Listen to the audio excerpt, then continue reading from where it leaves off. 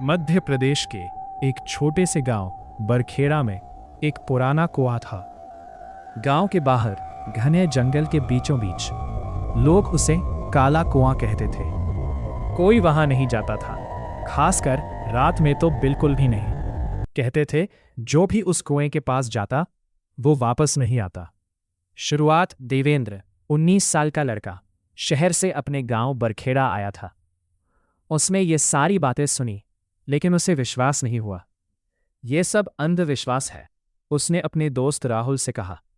राहुल का चेहरा तुरंत उतर गया। भाई, मजाक मत कर, उस कुएं के पास मत जाना, राहुल ने डरते हुए कहा। देवेंद्र हंस पड़ा, डरपोक कहीं का। पहली चेतावनी उस रात देवेंद्र अपने दादा के साथ बैठा था। दादा अचानक बोले, कभी काले कुएं के पास मत जाना। देवेंद्र चौंक गया।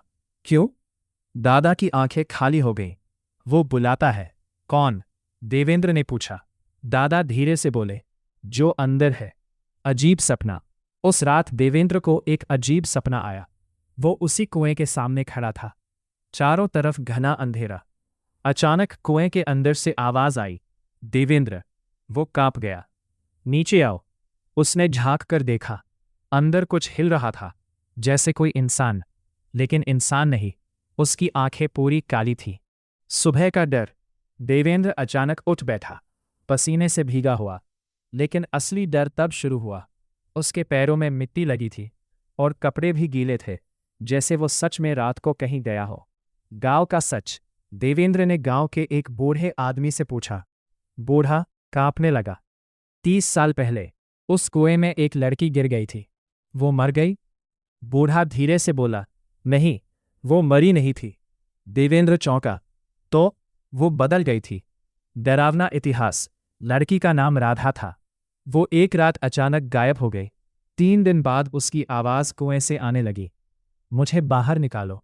गांव वाले डर गए, लेकिन एक आदमी हिम्मत करके अंदर गया। वो वापस नहीं आया। फिर एक एक करके कई लोग गए, सब गायब हो गए।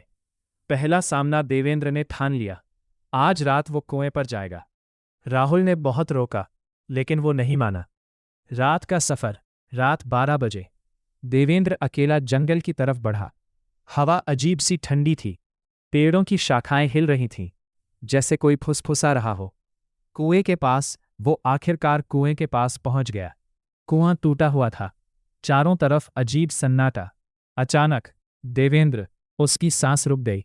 आवाज कुएं के अंदर से आ रही थी। अंदर की झलक उसने धीरे से अंदर झांका। पहले कुछ नहीं दिखा। फिर धीरे धीरे एक चेहरा ऊपर आया, पूरी तरह काला, आंखें सफेद और होठ फटे हुए। वो मुस्कुरा रहा था। भागने की कोशिश। देवेंद्र डर के मारे पीछे हट गया, लेकिन अचानक उसका पैर फिसल गया और वो गिर पड़ा। कुएं के किनारे से लटक गया। नीचे से वही आवाज, आ जाओ। भयानक सच। अचानक उसे महसूस हुआ कोई उसका हाथ पकड़ रहा है, लेकिन वो इंसान का हाथ नहीं था। वो ठंडा था और बहुत लंबा। देवेंद्र ने नीचे देखा। वो चेहरा अब बिल्कुल पास था और उसके पीछे दर्जनों चेहरे, सब उसी की तरफ देख रहे थे, सब मुस्कुरा रहे थे। तुम अब हमारे हो। और अचानक देवेंद्र चीखते हुए नीचे गिर गया।